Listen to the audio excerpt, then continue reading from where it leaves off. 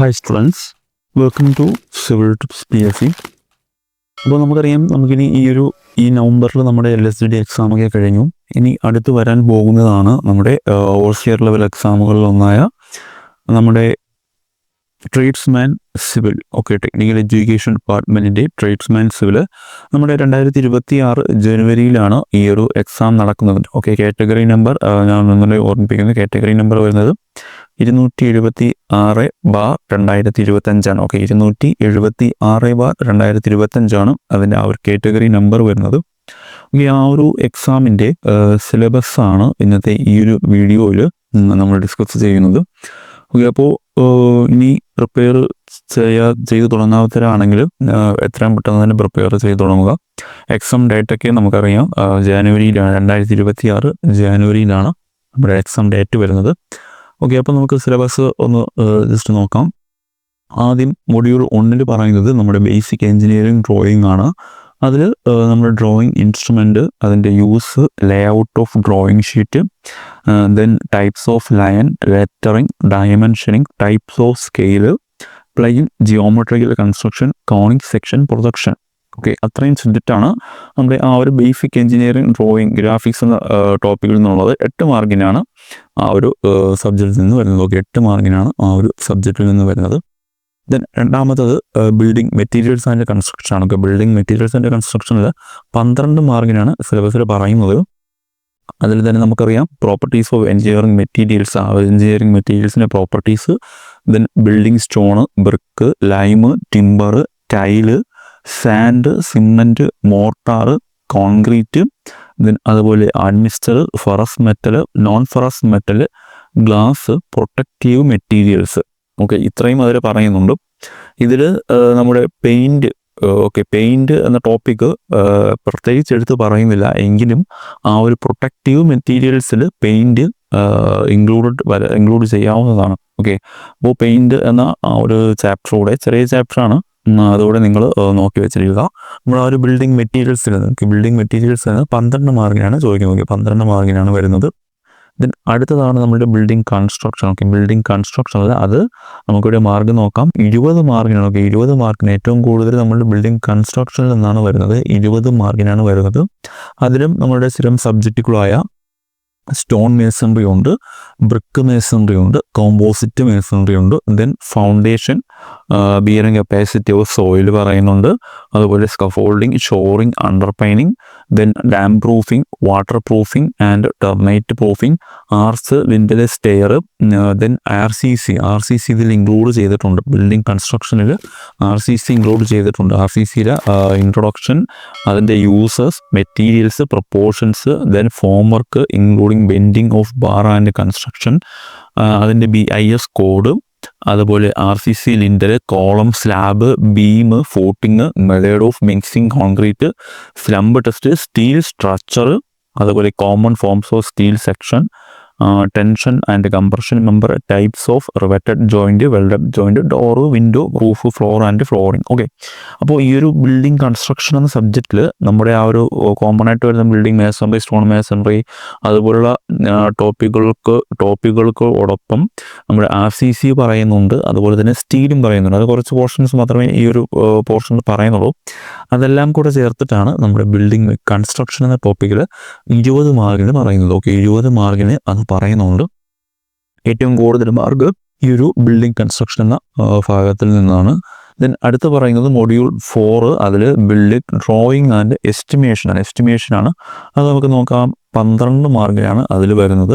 അതിൽ നമ്മുടെ ബിൽഡിംഗ് ബൈലാസ് പറയുന്നുണ്ട്, ബിൽഡിംഗ് റൂൾസ് ആൻഡ് ബൈലാസ്, അതുപോലെ provision of safety for building, types of estimate, sanction, rules and method of measurement of work, fat analysis, labour, material, schedule of rate, valuation. അത് common ആയിട്ട് ചോദിക്കുന്ന എല്ലാ ടോപ്പിക്സും ആ ഒരു എസ്റ്റിമേഷൻ എന്ന പോർഷൻ ഇൻക്ലൂഡ് ചെയ്തിട്ടുണ്ട്. Module 4ലാണ്. അത് നമുക്ക് 12 മാർക്കിനാണ് ആ ഒരു സബ്ജക്റ്റിൽ നിന്ന് വരുന്നത്. പിന്നെ അടുത്ത് വരുന്നതാണ് module 5 irrigation engineering. Okay, irrigation എഞ്ചിനീയറിംഗിൽ നിന്ന് നമുക്ക് 6 മാർക്കിനാണ്. ഓക്കെ, 6 മാർക്കിനാണ് ഇറിഗേഷൻ എഞ്ചിനീയറിംഗിൽ നിന്ന് വരുന്നത്.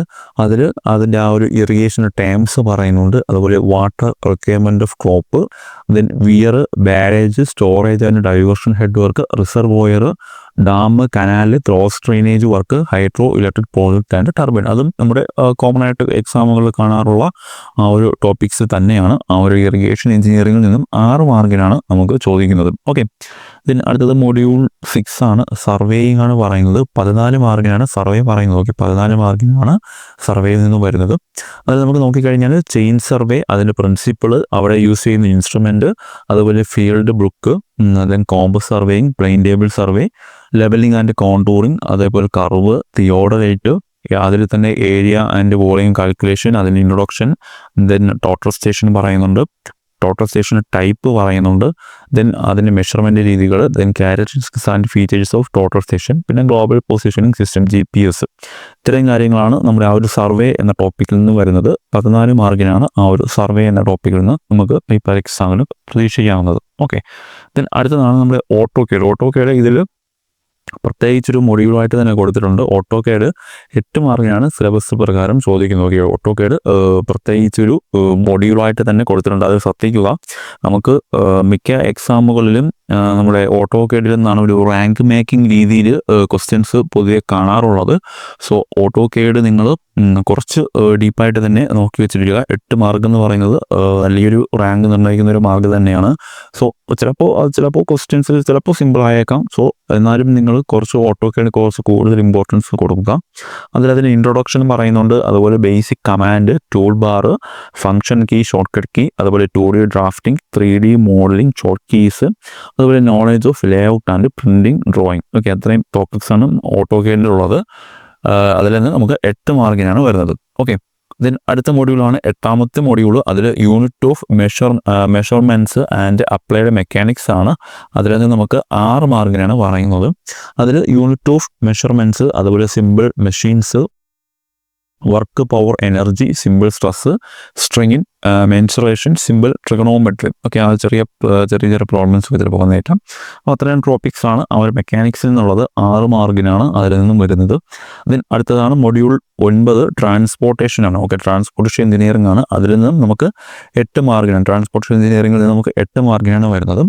അവിടെയും നമുക്ക് റോഡുണ്ട്, അതിൻ്റെ റോഡിൻ്റെ ഡെവലപ്മെൻറ്റ്, അതിൻ്റെ ജനറൽ പ്രിൻസിപ്പിൾ, അലൈൻമെൻറ്റ്, അതിൻ്റെ ക്ലാസിഫിക്കേഷൻ, ഡിഫറെൻറ്റ് ടൈപ്സ് അതെല്ലാം തന്നെ ഉണ്ട്. അതുപോലെ തന്നെ റെയിൽവേ എഞ്ചിനീയറിംഗ്. ഓക്കെ, അതിൽ തന്നെ നമുക്ക് type of rail, permanent way, sleeper, ballast, fixtures and fastenings, creep, screw, spikes, washers, rail section, അങ്ങനെയുള്ള കാര്യങ്ങളെല്ലാം തന്നെ ഉണ്ട്.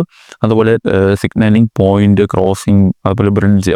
അപ്പോൾ ഈ ഒരു ട്രാൻസ്പോർട്ടേഷനിൽ റോഡുണ്ട്, റെയിൽവേ ഉണ്ട്, ബ്രിഡ്ജുണ്ട്. ഓക്കെ, ബ്രിഡ്ജ് എഞ്ചിനീയറിംഗിൽ ഫൗണ്ടേഷൻ ഓഫ് ബ്രിഡ്ജ്, അതുപോലെ super structure of bridge, classification of bridge, അത്തരം കാര്യങ്ങളാണ് ആ ഒരു സിലബസിൽ ഇൻക്ലൂഡ് ചെയ്തിട്ടുള്ളത്. അത് അവിടെ നമുക്ക് 8 മാർക്കിനാണ് വരുന്നത്. ഓക്കെ, നമ്മുടെ transportation engineering, road, railway, bridge, ഇതിൽ 3ലും കൂടെ 8 മാർക്കിനാണ് വരുന്നത്. ദെൻ ലാസ്റ്റ് നമ്മുടെ 10ാമത്തെ മൊഡ്യൂളിൽ പറയുന്നത് പബ്ലിക് ഹെൽത്ത് ആൻഡ് സാനിറ്റേഷൻ ആണ്. അവിടെ നമുക്ക് 6 മാർക്കിനാണ് പറയുന്നത്. ഓക്കെ, പബ്ലിക് ഹെൽത്ത് ആൻഡ് സാനിറ്റേഷനിൽ നിന്നും 6 മാർക്കിനാണ് പറയുന്നത്.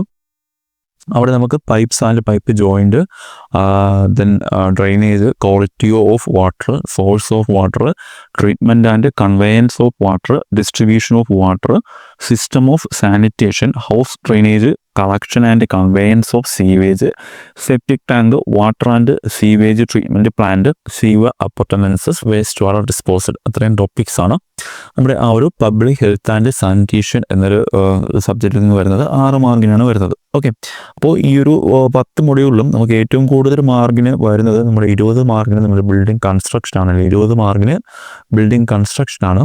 അത് കഴിഞ്ഞാൽ വരുന്നത് 12 മാർക്കിന് നമ്മുടെ ബിൽഡിംഗ് മെറ്റീരിയൽസിൽ നിന്ന് വരുന്നുണ്ട്. അതുപോലെ തന്നെ നമ്മുടെ എസ്റ്റിമേഷനിൽ നിന്നും 12 മാർക്കിന് വരുന്നുണ്ട്.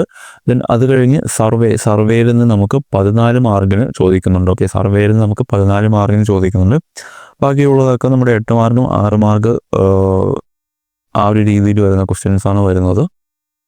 സോ നിങ്ങൾ ആ ഒരു ഓട്ടോ കേഡൊക്കെ കുറച്ച് കൂടുതൽ ഇമ്പോർട്ടൻസ് കൊടുത്ത് തന്നെ പഠിക്കുക. അതുപോലെ IS കോഡുകൾ ഇപ്പോൾ ഈ ഒരു കഴിഞ്ഞ നമ്മുടെ LSTD ഗ്രേഡ് 2 എക്സാമിന് IS കോഡ് വെച്ചിട്ട് കുറച്ച് അധികം ക്വസ്റ്റ്യൻസ് ഉണ്ടായിരുന്നു.